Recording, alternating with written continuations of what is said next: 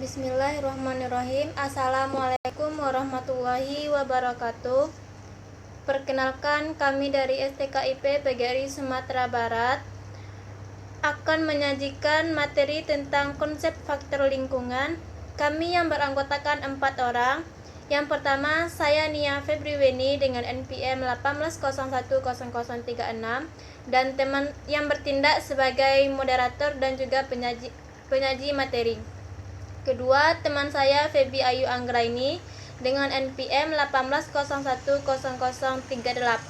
yang bertindak sebagai penyaji kedua. Yang ketiga, ada teman saya Putri Nurul Ananda dengan NPM 18010041 yang bertindak sebagai pemateri ketiga.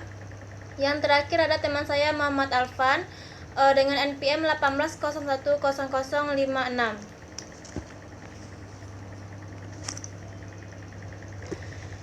Sebelum kita mulai mengenai penyajian materi, kami akan menyampaikan terlebih dahulu mengenai rumusan masalah yang akan dibahas pada pertemuan kali ini, yaitu ada 5 rumusan masalah yang akan saya sampaikan. Yang pertama yaitu mahasiswa mampu menjelaskan komponen lingkungan.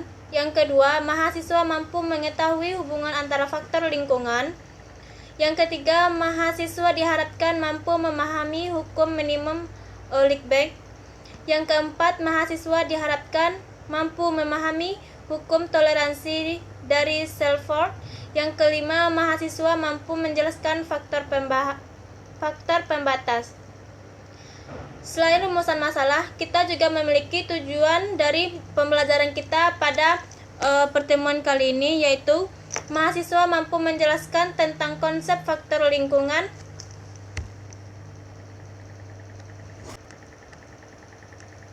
Materi yang pertama yaitu mengenai komponen lingkungan. Lingkungan adalah sistem kompleks yang dapat berpengaruh terhadap pertumbuhan dan perkembangan makhluk hidup dan merupakan ruang 3 dimensi, di mana makhluk hidup sendiri merupakan salah satu bagiannya. Berbagai cara dilakukan oleh pakar ekologi dalam pembagian komponen lingkungan ini. Salah satunya yaitu yang pertama ada faktor iklim. Faktor iklim ini meliputi parameter iklim utama seperti cahaya, suhu, ketersediaan air dan angin. Yang keduanya yaitu ada faktor tanah. Merupakan karakteristik dari tanah seperti nutrisi tanah, reaksi tanah, kadar air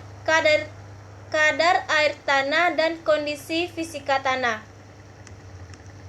Yang ketiga ada faktor topografi, yaitu meliputi ketinggian dan kemiringan lahan. Ketinggian suatu tempat erat kaitannya dengan perbedaan suhu yang akhirnya menyebabkan pula perbedaan kelegasan udara dan aspek kemiringan dan ketinggian tempat dari permukaan laut. Yang terakhir yaitu ada faktor biotik, yang merupakan gambaran semua interaksi dari organisme seperti kompetisi, peneduhan dan lain-lainnya.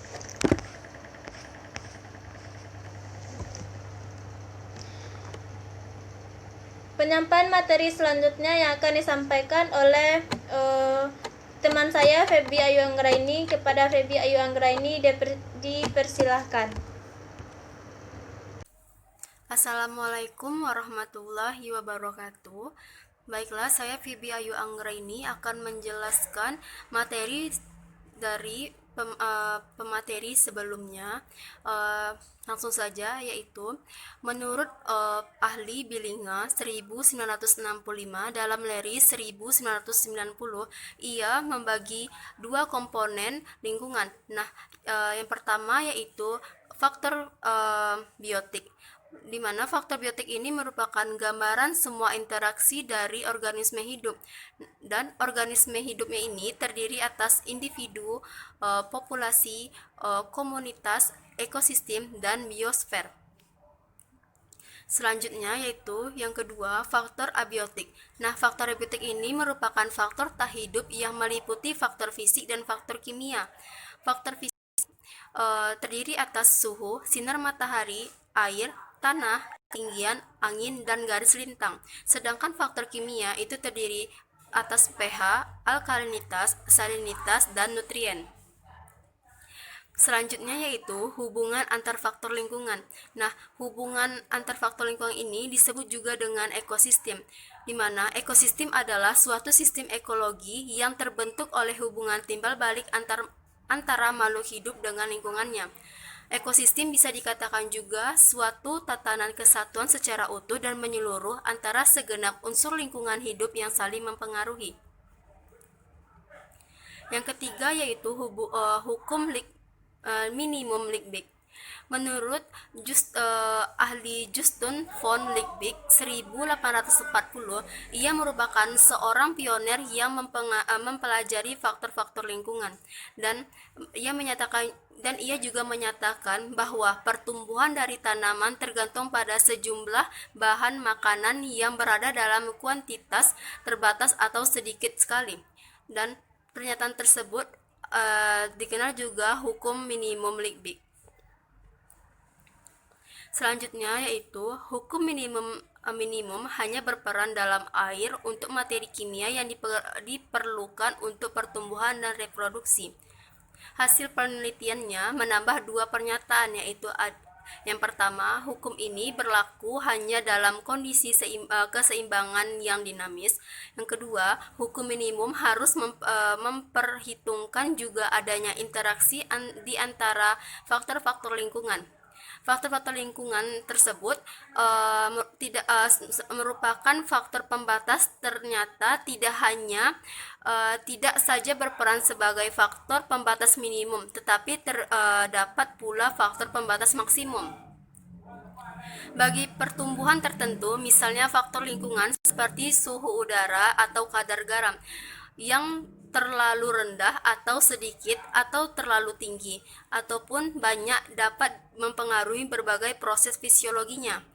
Faktor-faktor lingkungan tersebut dinyatakan penting jika dalam keadaan minimum, maksimum, atau optimum sangat berpengaruh terhadap proses kehidupan tumbuh-tumbuhan. Baiklah, mungkin hanya itu materi yang dapat saya sampaikan. Kurang dan lebihnya saya mohon maaf. Assalamualaikum warahmatullahi wabarakatuh. Terima kasih kepada Saudari Feby yang sudah menyampaikan materi sebelumnya. Selanjutnya, materi selanjutnya akan disampaikan oleh rekan kita, yaitu Putri Nurul Ananda. Kepada Putri Nurul Ananda kami persilahkan. Baiklah, Assalamualaikum warahmatullahi wabarakatuh. Saya selaku Putri Nurul Ananda, selaku pemateri ketiga, akan melanjutkan materi tentang pemateri kedua, yang mana terakhir yaitu hukum toleransi dari Salford.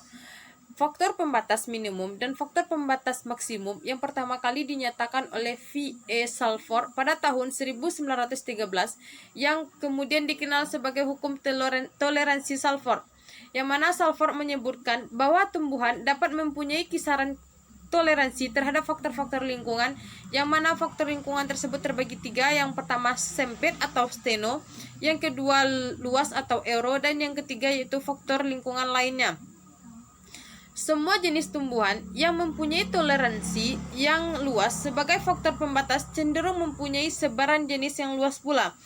Dan masa produksi merupakan masa yang kritis untuk tumbuhan jika faktor lingkungan dan habitatnya dalam keadaan minimum. Selanjutnya, dalam ekologi, pernyataan taraf relatif terhadap faktor-faktor lingkungan dinyatakan dengan awalan steno atau sempit dan euro atau luas pada kata yang menjadi faktor lingkungan tersebut. Contohnya saja, toleransi yang sempit terhadap suhu udara disebut dengan stenotermal, atau toleransi yang luas terhadap kadar pH tanah disebut dengan eurionik. Ini tabel dari toleransi Salford kami dapat dilihat. Contohnya saja itu pada toleransi sempit yaitu stenotermal, toleransi luas iritermal, dan faktor lingkungannya itu suhu, dan dapat dilihat juga lainnya pada tabel kami yang tertara. Selanjutnya itu azas tambahan terhadap hukum toleransi. Yang pertama, organisme-organisme dapat memiliki kisaran toleransi yang lebar bagi satu faktor dan kisaran yang sempit untuk lainnya. Yang kedua, organisme-organisme dengan kisaran-kisaran toleransi yang luas untuk semua wajar memiliki penyebaran yang luas pula. Dan yang ketiga, apabila keadaan-keadaan tidak optimum bagi suatu jenis mengenai suatu faktor ekologi, batas-batas toleransi terhadap faktor-faktor ekologi lainnya dapat dikurangi berkenan dengan faktor-faktor ekologi lainnya. Yang keempat, seringkali ditemukan bahwa organisme di alam sebenarnya tidak hidup pada kisaran optimum berkenan dengan faktor fisik tertentu. Selanjutnya, periode reproduksi biasanya memiliki periode yang gawat apabila faktor-faktor lingkungan bersifat memotivasi. Selanjutnya, Salford menyatakan bahwa jenis-jenis dalam kisaran toleransi yang luas untuk berbagai faktor lingkungan akan menyebar secara luas. Ia juga menambahkan bahwa dalam fase reproduksi, dari awal hidupnya faktor-faktor lingkungan lebih membatasinya. Hasil dari Salford telah memberikan dorongan dalam kajian berbagai ekologi toleransi. Salford juga melihat kenyataan bahwa sering organisme hidup, tumbuhan, ataupun hewan hidup berada pada kondisi tempat yang tidak optimum. Pengaruh faktor-faktor lingkungan dan kisaran untuk suatu tumbuhan-tumbuhan berbeda karena suatu jenis tumbuhan mempunyai kisaran toleransi yang berbeda-beda menurut habitat dan waktu yang berlainan. Lanjutannya, tetapi pada dasarnya secara alami kehidupan dibatasi oleh jumlah dan variabilitas unsur-unsur lingkungan tertentu seperti nutrien dan faktor fisik, misalnya suhu udara dan lainnya, sebagai kebutuhan minimum dan batas toleransi tumbuhan terhadap faktor atau sejumlah faktor lingkungan tersebut.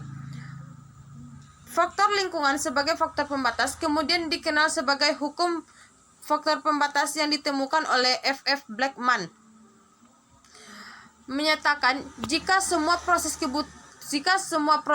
kebutuhan tumbuhan tergantung pada sejumlah faktor yang berbeda-beda, waktu laju kecepatan suatu proses pada suatu waktu akan ditentukan oleh faktor yang pembatas pada suatu saat. Selanjutnya, seorang ahli ekologi, German Friedrichs, pada tahun 1927 menyatakan bahwa hubungan antara komunitas dan lingkungan bersifat holozoenotik, yang berarti bahwa tidak ada dinding pemisah antara lingkungan dengan organisme atau komunitas biologis yang ada. Mungkin sekian hasil presentasi dari kami. Saya selaku pemateri 3 dan juga penutup dari hasil PPT kami, saya ucapkan Assalamualaikum warahmatullahi wabarakatuh. Demikianlah hasil presentasi penyajian materi kami untuk pertemuan kita kali ini. Kami dari kelompok 1 mohon undur diri. Assalamualaikum warahmatullahi wabarakatuh.